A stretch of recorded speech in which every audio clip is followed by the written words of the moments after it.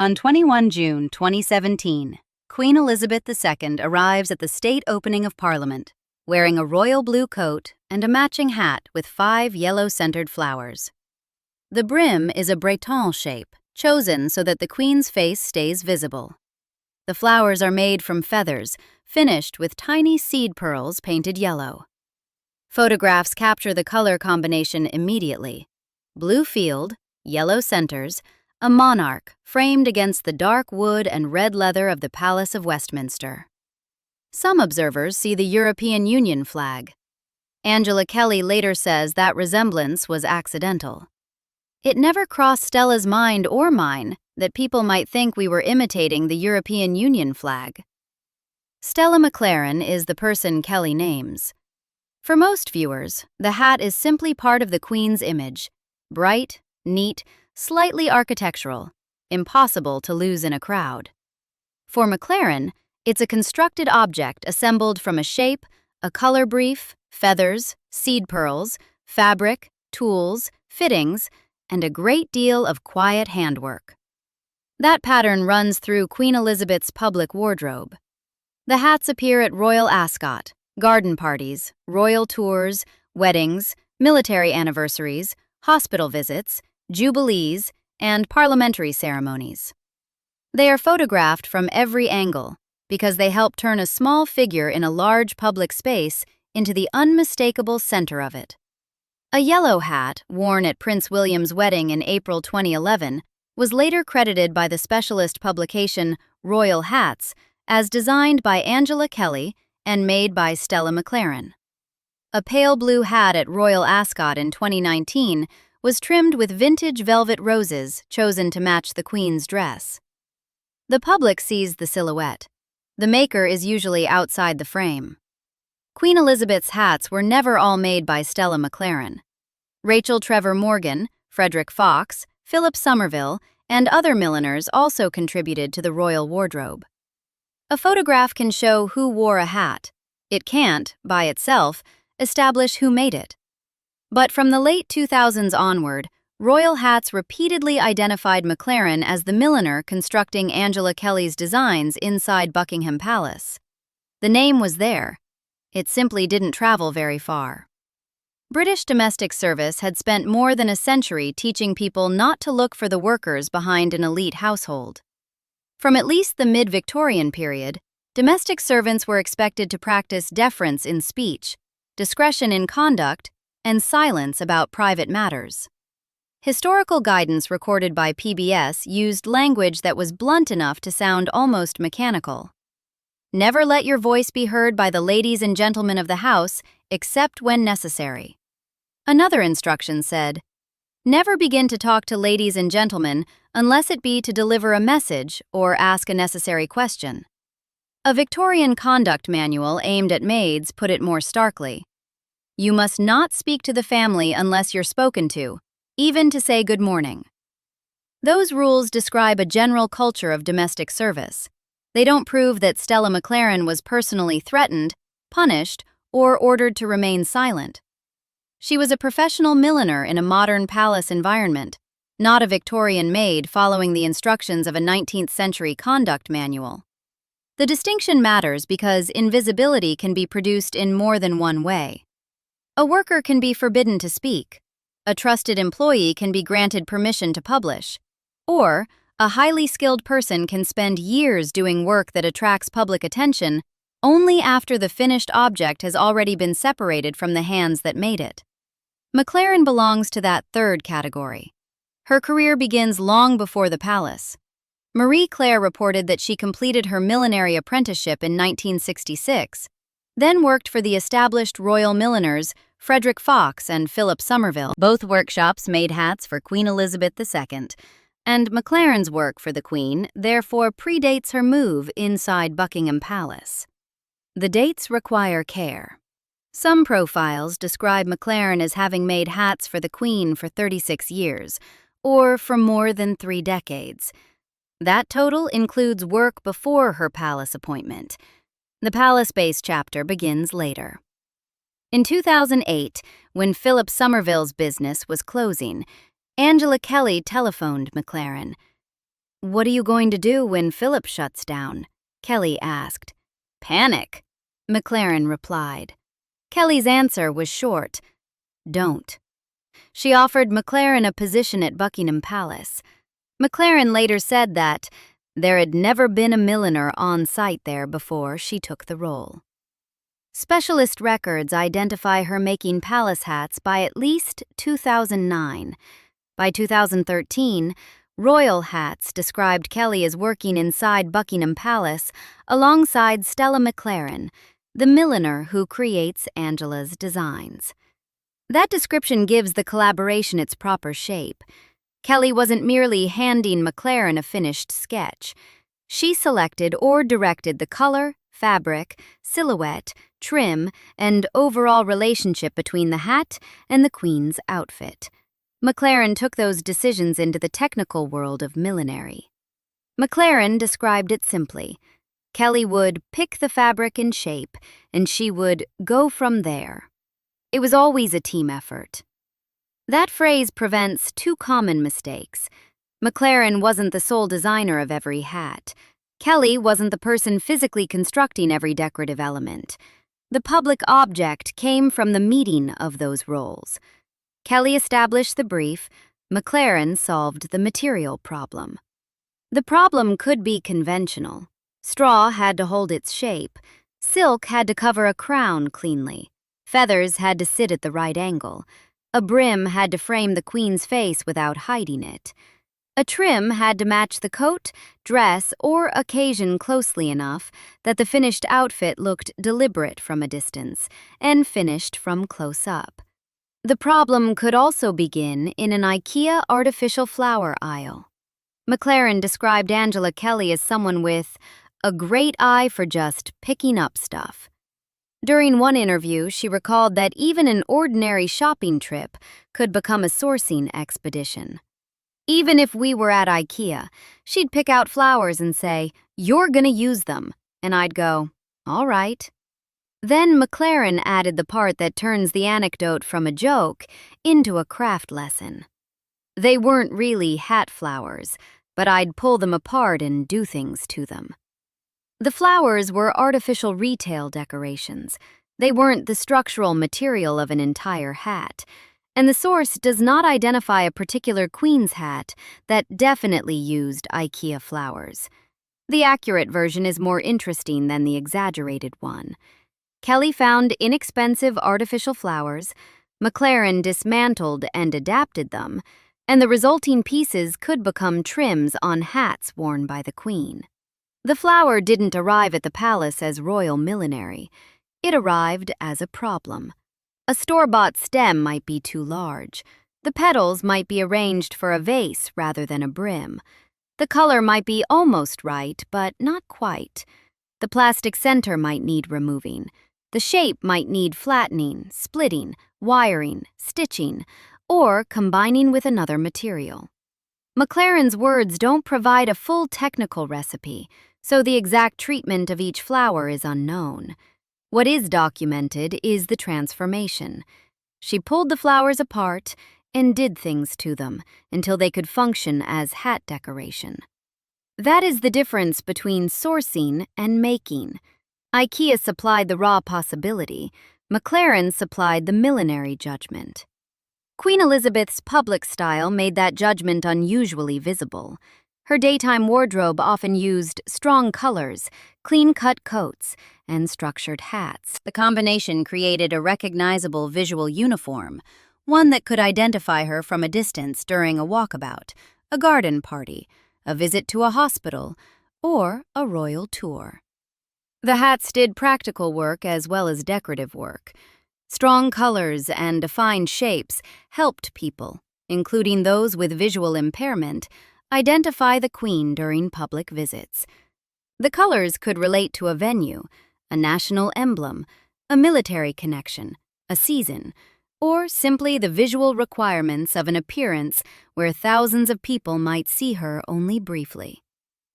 The hat was therefore part of the Queen's public communication. It marked her position before she spoke. It helped photographers find her. It gave crowds a fixed point. It turned fabric, feathers, flowers, and a carefully controlled silhouette into instant recognition. A 2012 Diamond Jubilee appearance shows the scale of the system without proving that McLaren made every object in it.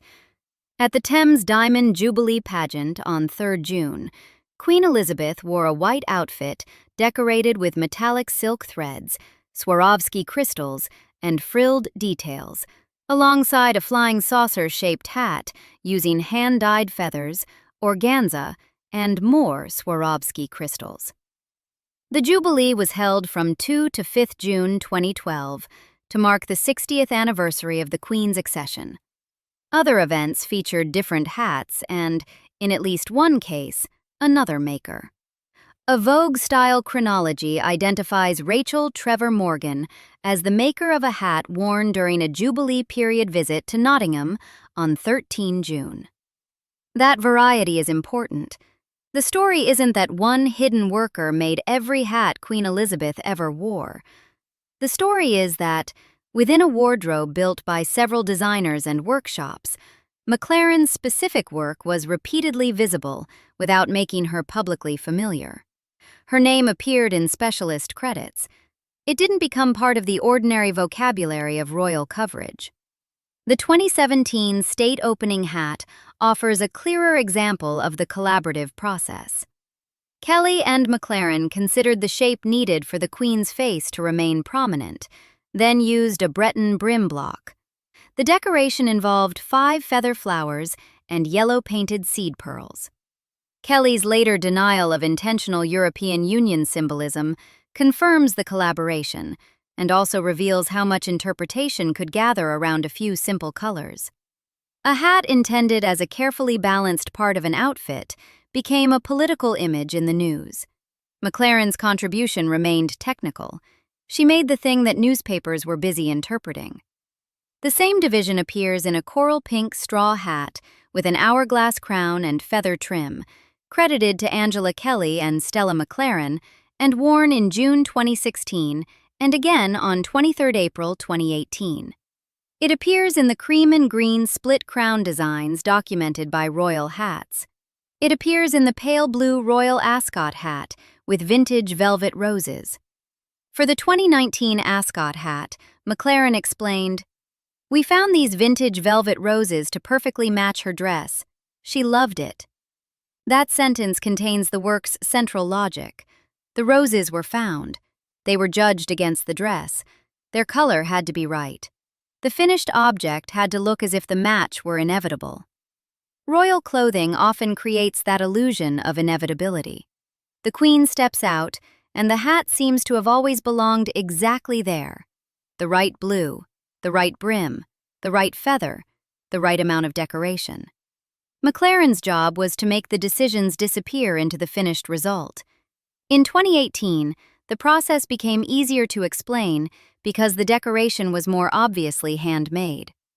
Queen Elizabeth appeared in a bright purple coat and a matching hat trimmed with pom-poms. The supplied accounts associate the hat with a 2018 visit, including reporting around the King's Royal Hussars' 250th anniversary celebrations in Winchester, Hampshire, although the exact event caption isn't consistent across the available material. The hat was easy to recognize. The method behind it was less obvious. McLaren had to make the pom-poms match the Queen's coat. Rather than reach for a standard ball of trim, she unraveled some of the coat fabric, wetted it to remove the wrinkles, and formed the matching pom-poms by hand. The material began as part of the garment. The finished pieces became decoration for the hat. Queen Elizabeth wanted to know how McLaren had produced the effect. McLaren explained the process, and the Queen replied, "How clever you are." It's a small exchange, documented in McLaren's account. It does not prove an unusually intimate relationship, and it does not need to. The value is in the physical detail: fabric removed from a coat, moisture used to settle it, hands shaping the result, and the monarch noticing the answer rather than merely wearing the finished object. The purple hat makes a useful contrast with the IKEA flowers. In one case, The material comes from an ordinary retail store and has to be dismantled. In the other, the material already belongs to the Queen's coat and has to be unraveled and reformed. Both examples depend on the same skill, seeing a material as something it could become, rather than accepting the form in which it arrived. That skill is easy to miss when the final object looks effortless. Queen Elizabeth's interest in the process is documented in McLaren's later interviews. She said the Queen was always so interested in the hats and how we came about the trimmings.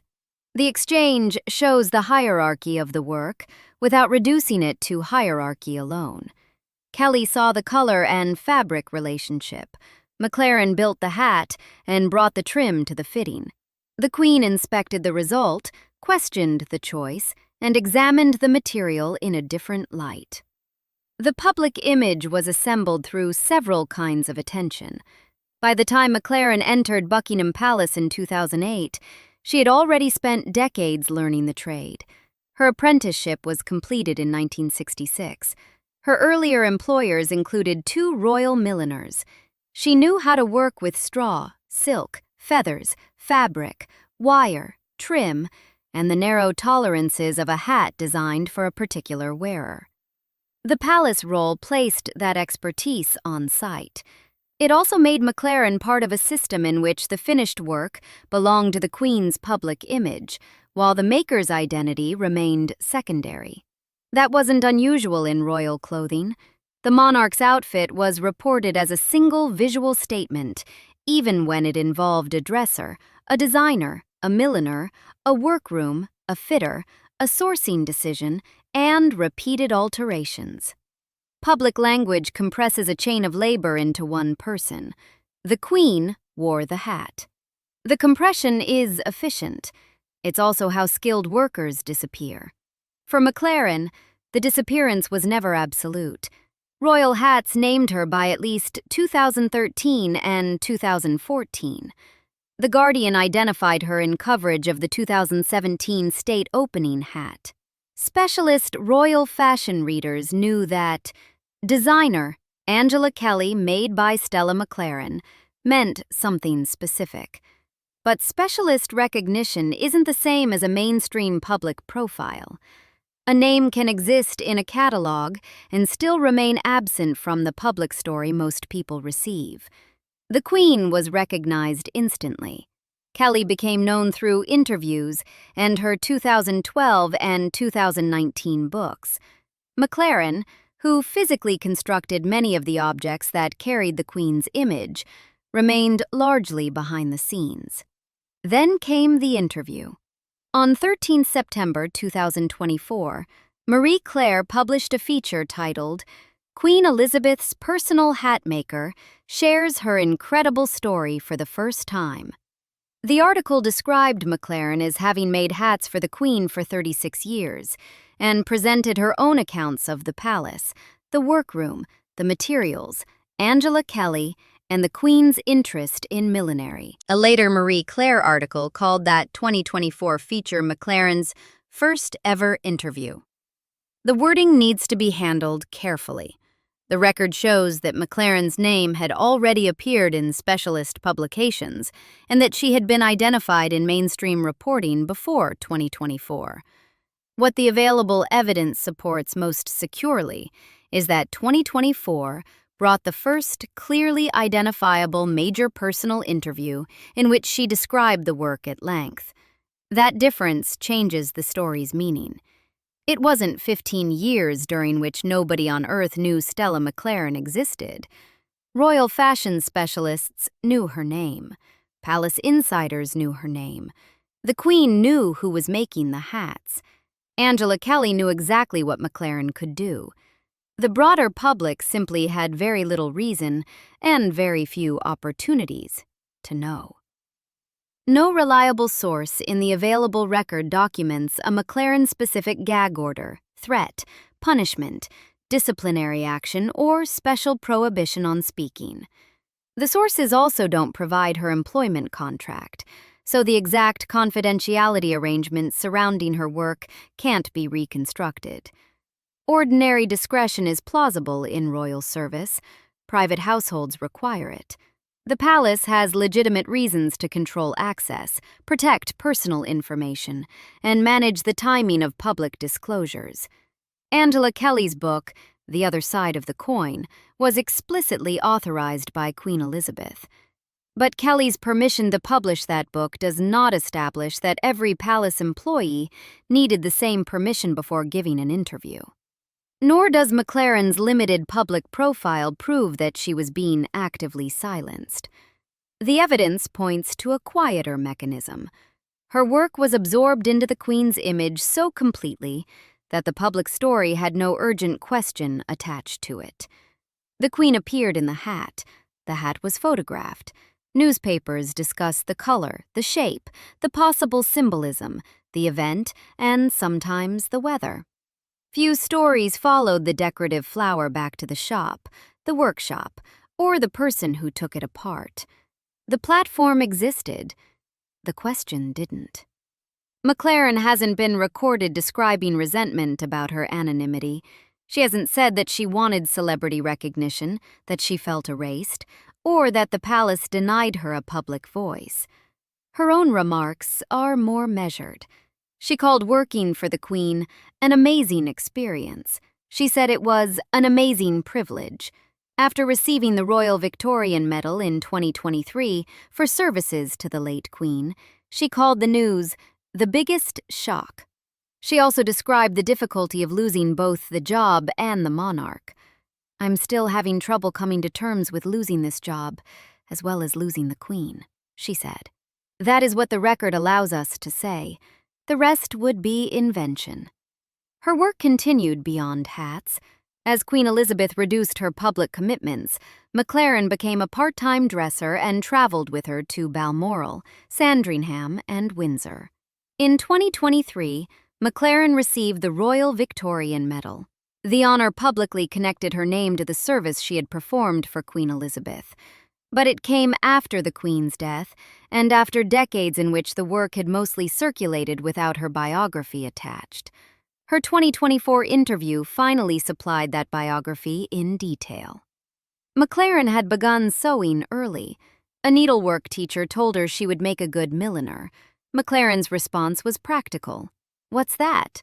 She completed her apprenticeship in 1966, worked for Frederick Fox and Philip Somerville, moved into a palace-based role in 2008, and spent the later part of Queen Elizabeth's reign converting design choices into objects that had to survive public life. Her hats couldn't merely look good in a studio. They had to sit correctly during ceremonies, remain secure in wind, work with coats and dresses, frame the Queen's face, and look coherent in photographs. McLaren told Marie Claire that she never had a hat blow off the Queen's head. That is the sort of line a public wardrobe rarely receives. The absence of a mishap is itself a technical result. A hat that stays in place does not become a news story. A color that matches perfectly does not reveal the hours spent finding it. A feather arrangement that looks natural does not announce the hand that balanced it. An IKEA flower once pulled apart and transformed into trim no longer looks like an IKEA flower. The craft succeeds by hiding its own labor. Queen Elizabeth's public image depended on that concealment. Her clothes were described as a uniform, colorful, structured, consistent, and recognizable. The effect allowed the monarch to be located quickly in crowds, on television, in newspapers, and in the visual grammar of national ceremonies. The same system that made the Queen visible made the makers less visible. That is why the IKEA detail matters beyond its novelty. A plastic flower from a mass-market shop can become part of a royal silhouette, but only after someone recognizes what it might do, separates it from its original purpose, and rebuilds it into another object. The material is ordinary, the decision isn't. A decorative flower aisle and a palace workroom may look like opposite ends of the social world. McLaren's work joined them. Kelly could find the possibility in a retail display. McLaren could translate it into millinery. Queen Elizabeth could wear the finished result at a public engagement, where the object would be read as part of the crown's carefully controlled image. That sequence contains the whole story. The spectacular image does not come from spectacular materials alone. It comes from selection, adaptation, fitting, and repetition. It comes from people whose names are often removed by the time the finished object reaches the camera. McLaren's career also complicates the familiar story about royal servants. The usual categories are permission and punishment, the employee who can't speak, or the trusted insider who is allowed to publish. Her case shows something less dramatic and more common. A craftsperson can work for years in plain sight while remaining outside public curiosity. There may be confidentiality, but no documented threat. There may be discretion, but no evidence of punishment. There may be a name in specialist records, but no platform large enough to make that name part of the common story. The Queen's hats were globally visible objects. Stella McLaren was a locally visible worker. The distance between those two facts lasted for most of the role. Queen Elizabeth died at Balmoral on 8 September 2022. McLaren had gone there one last time shortly before the Queen's death, according to her later account, but she wasn't present when the monarch died. The public mourning that followed treated the Queen's image as a vast, shared archive. Portraits, ceremonies, speeches, tours, jubilees, uniforms, brooches, coats, handbags, and hats. The hats remained recognizable after the wearer was gone. The maker's story arrived later. In the 2024 Marie Claire interview, McLaren discussed the IKEA flowers, the purple pom-poms, the vintage velvet roses, and the process of working with Kelly. She didn't need to claim that she designed every hat. Her account was more precise. Kelly chose the fabric and shape. McLaren went from there. And the result was always a team effort. Precision gives the work its proper dignity. The Queen didn't wear a hat made entirely from IKEA flowers. The evidence supports a smaller and better detail. Artificial flowers from IKEA were sometimes pulled apart and adapted into trimmings. The Queen's 2018 purple pom-pom hat wasn't produced by magic or by a ready-made accessory. McLaren unraveled coat fabric, wetted it, and formed the pom-poms by hand. When the Queen asked how she had done it, McLaren answered, and the Queen said, "How clever you are." The public saw purple. McLaren knew the damp fabric, the wrinkles, the matching, and the handwork. For over 3 decades, she made hats for Queen Elizabeth through royal milliners and from inside Buckingham Palace. The palace-based role reportedly began in 2008. Specialist outlets identified her by name before the mainstream interview. Still, the vast majority of people who recognized the Queen's hats had never been given a reason to ask who made them. That is the quiet category of invisibility. A worker isn't always hidden by a locked door. Sometimes the work is simply so successful and the public image so complete that the person who built it disappears behind the result. Queen Elizabeth's hats were designed to make her impossible to miss. Stella McLaren's work helped achieve that. For years, almost nobody outside the specialist world thought to look past the brim.